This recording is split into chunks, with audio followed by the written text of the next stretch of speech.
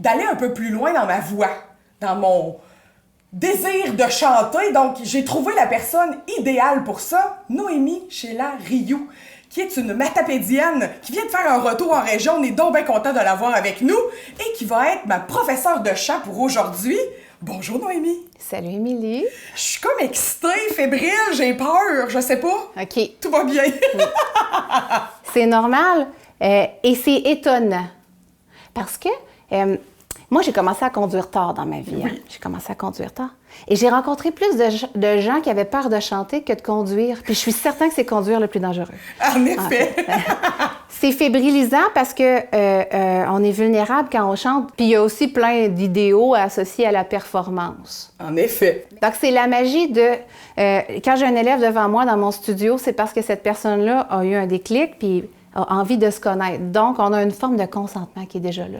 Il y a le service de cours de chant, comme je te parle, mais ça pourrait être aussi, admettons qu'aujourd'hui, tu as envie de créer une chanson, tu as envie de te connaître en tant qu'auteur, compositrice, interprète, ou que tu as envie de faire écrire une chanson pour quelqu'un, pour une situation, pour un événement.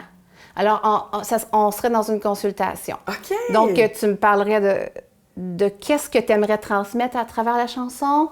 Ça peut être pour des funérailles, ça peut être pour une fête, ça peut être pour ton chum, ça peut être pour tes enfants. Puis je vais faire un chant lexical, puis je vais te pondre quelque chose. Wow. Sinon, si toi, tu veux être accompagné en tant qu'auteur, là, on jase. On jase. Oui, là, c'est deux esprits qui se rencontrent, là. C'est ça. T'sais, donc, c'est en fait, grosso modo, mon topo artistique, c'est ça. C'est professeur de chant, créatrice de chansons, en particulier. Là. Oui, puis aussi, mesure. je peux faire un atelier de création de chansons pour que tu puisses, par exemple, te connaître en tant qu'auteur. Wow! Fait que c'est quand même varié, parce que, tu sais, des fois, on va vers une prof de chant, puis on sait pas trop vers quoi on s'enligne aussi. Là, il y a plein de possibilités, en fait, puis il y a plein de gens qui peuvent venir te voir pour savoir. Oui. Le seul critère, c'est qu'il faut vraiment qu'il y ait l'appel. C'est qu'un cours de chant, c'est jamais le même cours qui s'applique pour la personne. C'est vraiment du senti, puis on regarde la personne, elle est où? OK, c'est pas la même recette tout le temps. Tu sais, comme par exemple, depuis tantôt, tu me parles, puis je comprends que tu as une bonne projection, tu as appris à ouvrir ton visage, tu as sûrement fait du théâtre. Oui! Tu connais ta respiration thoracique, tu as tendance à bien respirer.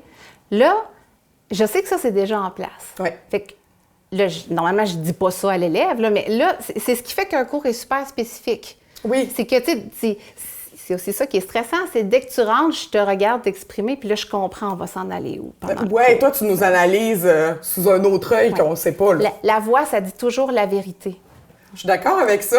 Mais pour un autre type d'artiste, mettons, quelqu'un qui est massothérapeute ou quelqu'un qui est ébéniste te dirait... Le corps dit toujours la vérité, le bois ne ment jamais. Donc, ça dépend du médium que tu as choisi. Moi, c'est la voix. La voix, quand elle passe dans le corps, elle dit plein de choses que la personne ne dit pas. T'as raison. Je sais pas si j'ai raison, mais c'est le fun! Okay. Alors, tant mieux, il y a comme une dimension humaine à tout ça. C'est pas juste livrer un texte pour livrer un texte, là. Il y a quelque chose d'autre. Le chant, c'est la forme de magie la plus sous-estimée. Hey, j'aime ça. Parce qu'on est sans arrêt en contact avec l'invisible. En effet. Parce qu'on la voit pas, la voix.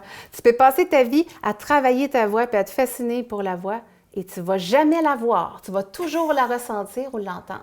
C'est tellement. Oui. Donc, on est des sorcières dans le fond du lac Amkoui. Ah, j'adore ça. J'adore ça, être une sorcière dans le fond du lac Amkoui.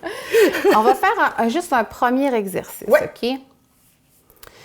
Donc, je veux te faire remarquer, est-ce que tu peux serrer tes dents? Oui. Parfait. Maintenant, tu vas t'assurer que tes dents ne se touchent plus. On lousse. Parfait. Tu vas t'assurer que ta langue là, touche presque toutes tes dents du bas. OK. Comme ça. Parfait. Je vais faire un son, puis tu vas venir me rejoindre sur ce son-là. OK. Quand tu es prêt.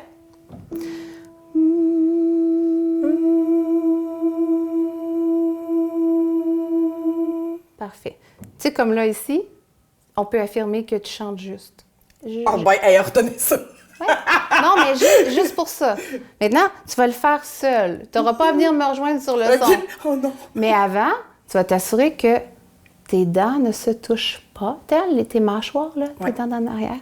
Que ta langue, là, elle touche toutes tes dents du bas puis que tes lèvres sont fermées. Tu respires puis tu y vas quand tu es prête. Voilà. Okay. J'ai réussi. Oui, tu as réussi. OK. Fait que là, avec ce qui vient de se passer, j'entends quelque chose. Oui. OK. J'entends, j'entends que l'air qui sort pour que tu puisses produire un son, là, un vocal, n'est pas appuyé. Ça fait qu'il y a de l'air dans ton son. Quand on parle de l'appui en chant, c'est la capacité de chanteur ou chanteuse à maintenir ses côtes ouvertes. OK. Tu sais, quand on expire, les côtes suivent le mouvement des poumons, puis les côtes viennent se refermer sur les poumons. Oui. Les chanteurs et chanteuses, nous autres, on a bien du fun à retarder ce moment-là. OK. Donc, ton appui, c'est le fait que musculairement, tu vas garder ouvert ta cage. OK. Malgré le fait que je me vide de mon air. Malgré que tu expires, tu vas essayer de garder bien ouvert tes côtes. Bien ouvertes tes côtes. Donc là, tantôt, je te disais, il passe un petit peu trop d'air dans ton son. Oui. Il faudrait que tu appuies. Donc ça va venir, tu vas inspirer par ta bouche, puis tu vas sentir que tes côtes s'écartent ici. On y va. Tu prends juste assez d'air. Là, tu vas transformer tout ton air en son. Donc,